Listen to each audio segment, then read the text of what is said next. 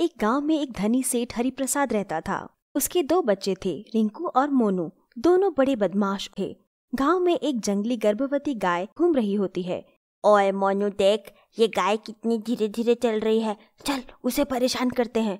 हाँ चल, मजा आएगा। दोनों शरारती बच्चे गाय की पूंछ पे पटाखा बांधकर जला देते हैं। गाय बेचारी रोते रोते भागने लगती है। मैं पापा, ये देखो हमने गाय के साथ क्या किया। अच्छा, गाय के साथ मस्ती कर रहे हो? कोई बात नहीं, करो। और पटाखे चाहिए हो तो मुझे जरूर बताना। मैं तभी राजू गाय की आवाज सुन के भागकर अपनी झोपड़ी के बाहर आ जाता है। गाय की पूंछ में तो पटाखा बंधा हुआ है।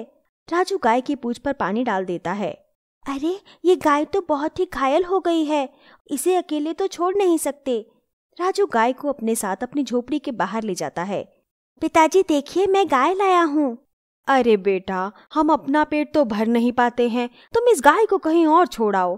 पिताजी, ये गाय बहुत घायल हो गई है और ये गर्भवती भी है, हम इसे ऐसे अकेले नहीं छोड़ सकते। ठीक है, हम इसे रख लेते हैं। राजू और उसके पिताजी गाय को लेप लगा देते हैं ताकि वो जल्दी से ठीक हो जाए। जो उन्होंने अपने लिए बनाया होता है वही खाना वो उसको खिला देते हैं। तुम लोग बहुत अच्छे हो, तुमने मुझे अपने हिस्से का खाना दिया। इतने गरीब होने के बावजूद तुमने मेरी अच्छे से देखभाल की। मैं तुम्हें कभी अनाज की कमी नहीं होने दूंगी। अरे, ये तो जादुई गाय है। अगले दिन राजू की झोपड़ी के बाहर 2 बोरी अनाज और 1 टोरी फल रखा होता है। अरे राजू बेटा, देख हमारे घर कितना सारा अनाज आ गया है। हाँ पिताजी, ये जरूर जादुई गाय का जादू है। रोज सुबह उनके घर के बाहर अनाज आने लगा। एक दिन की बात है। क्या हो रहा है राजेश? तेरे पास तो खाने के लिए कुछ भी नहीं है और तूने गाय भी रख ली। उसकी चिंता आप न करें सेठ जी, रख अपनी तरह इस गाय को भी भूखा रखियो। कुछ दिन बाद गाय की बछड़ी हो जाती है। अरे वाह, मैं इस बछड़ी का बहुत ध्यान रखूंगा और इसके साथ खेलूंगा। राजेश के घर में गाय से बहुत सारा दूध भी होने लगता है। राजेश दूध को बेच कर बड़ा धनी व्यक्ति बन जाता है और वो दूध की डेयरी भी खोल लेता है। वो अपने बेटे राजू को पढ़ने लिखने के लिए स्कूल भी भेजने लगता है। अरे, जब से इसने गाय पाली तब से यह बहुत ही धनी हो गया है। मतलब इसके पास इतना धन इस गाय की वजह से आया है। राजू और राजेश रात में सो रहे होते हैं।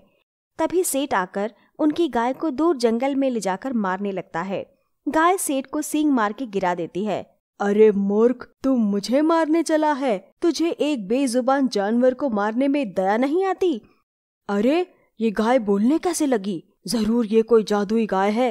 मैं तुझे खत्म कर दूंगा। रुक, तू ऐसे नहीं सुधरेगा। जादुई गाय सेठ को भी एक गाय बना देती है।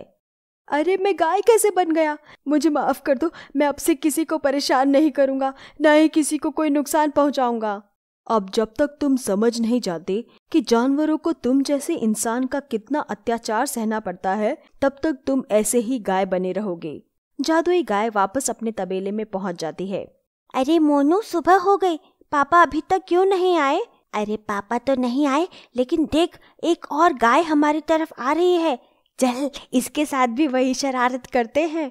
रिंकू और मोनू अपने पिता को गाय समझकर उसकी पूंछ पर पटाखा बांध देते हैं और जैसे ही वो आग लगाने वाले होते हैं, सेठ अपने ही बच्चों को सींग मार के उड़ा देता है। अरे नालायकों, मैं तुम्हारा बाप हूँ। वो अपने पिता को गाय समझकर उसकी पूंछ पर बंधे पटाखे पे आग लगा देते हैं। सेठ उछलते कूदते हुए राजेश के घर के बाहर आ जाता है। काश मैंने अपने बच्चों को भी अच्छी शिक्षा दी होती तो वो मेरा ये हाल नहीं करते। अरे, इस गाय को तो बहुत चोट लगी है, इसे तो उपचार की जरूरत है। राजू और राजेश दोनों मिलकर सेठ का अच्छे से ध्यान रखते हैं और उसे चारा भी खिलाते हैं। हे भगवान, क्या दिन आ गया है। मैंने आज तक कभी सूखी रोटी नहीं खाई और मुझे ये घास फूस खानी पड़ रही है। चलो गाय, अब दूध दो। अरे, अब मुझे दूध भी देना पड़ेगा। सेठ वहाँ से भाग जाता है। देख मोनू, वो गाय फिर से आ गई, इस बार तो इसे छोड़ेंगे नहीं। रिंकू और मोनू गाय की छड़ी से बड़ी पिटाई करते हैं।